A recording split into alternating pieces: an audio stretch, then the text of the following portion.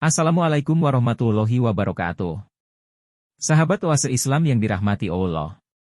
Dr. Richard Lee mengatakan, mungkinkah Tuhan berubah pikiran? Pertanyaan itu Dr. Richard Lee sampaikan kepada Ustadz Felix Yau dalam podcastnya bersama Yang Lex. Pertanyaan ini bisa dinilai sebagai sebuah kejujuran. Kejujuran dari orang yang belum tahu, untuk bisa tahu. Seperti yang Dr. Richard Lee sering sampaikan bahwa dia berusaha jujur terhadap dirinya sendiri. Berusaha mencari kebenaran dengan jujur. Beliau akan menanyakan apapun hal-hal yang membuat dirinya masih ragu atau tidak tahu terkait Islam.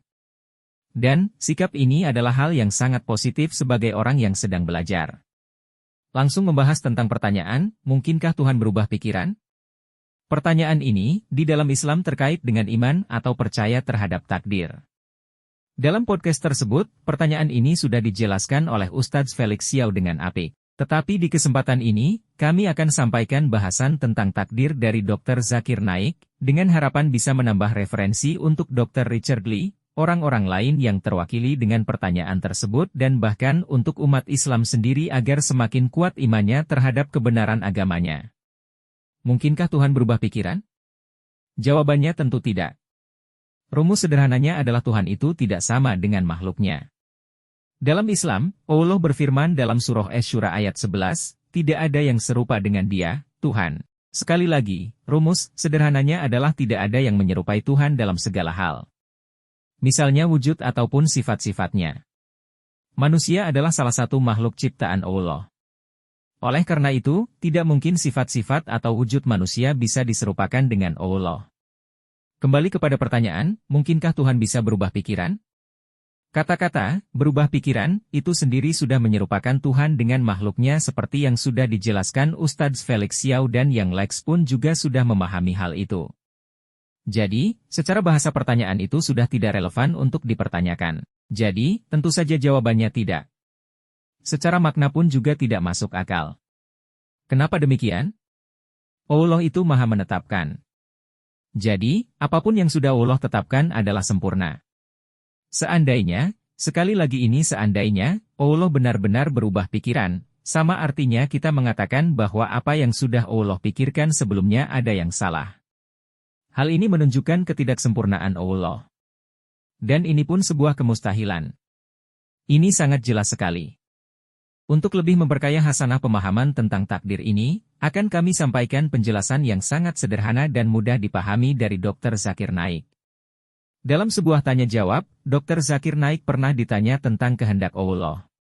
Begini pertanyaannya, aku terus mendengar bahwa segala sesuatu adalah kehendak Allah. Apapun yang terjadi adalah kehendak Allah. Apapun yang terjadi sudah dituliskan. Jadi, di manakah kebebasan untuk memilih?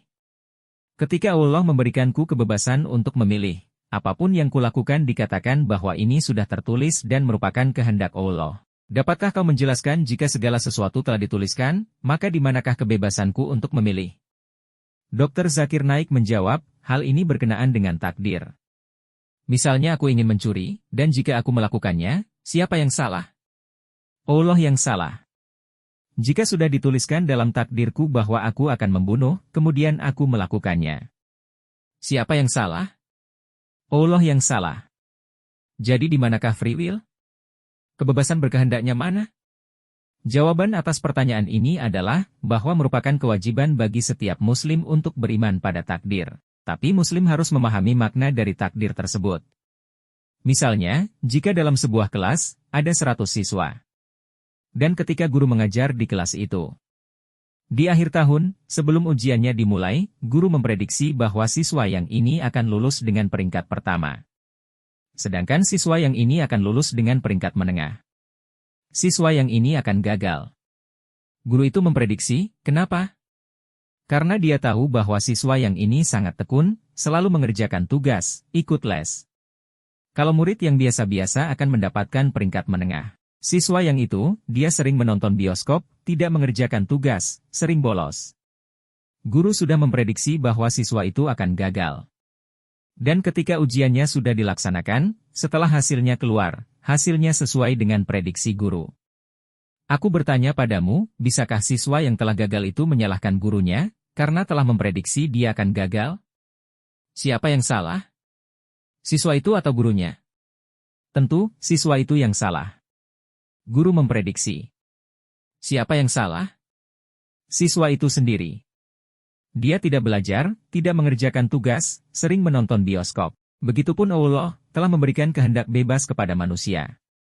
Allah telah memberitahumu apa yang benar dan salah, tapi pilihannya ada di tanganmu. Sebagai contoh, jika kau berhenti di persimpangan jalan. Ada 4 jalan, A, B, C dan D, kau bisa memilih manapun. Dan ternyata kau memilih jalan C, jadi, Allah telah mengetahui sebelumnya bahwa ketika kau berhenti di persimpangan, kau akan memilih jalan C, jadi Allah pun menulis, ketika si Fulan berhenti di persimpangan jalan, dia akan memilih jalan C. Jadi, ini bukan karena Allah menuliskan dan kau memilih hal itu, melainkan karena kau akan memilihnya maka Allah pun sudah menuliskannya. Allah punya ilmu gaib, dia punya pengetahuan tentang masa depan. Dia telah menuliskannya lebih dulu. Setelah kau memilih jalan C, kau berhenti di persimpangan jalan lainnya. Sebagaimana setelah kau lulus kuliah, kau bisa menjadi engineer, kau bisa menjadi dokter, kau bisa menjadi pebisnis. Dan kau memilih menjadi pebisnis. Pilihannya ada di tanganmu. Tapi Allah sudah mengetahui bahwa setelah kau lulus kuliah, maka kau akan memilih jadi pebisnis.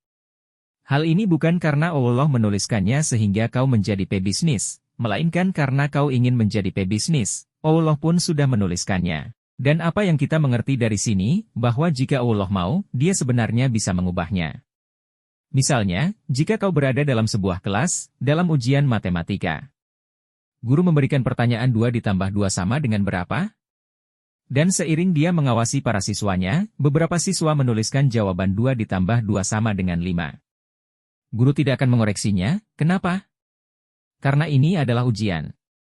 Karena jika guru mengoreksinya, maka kau akan berkata bahwa guru tidak adil.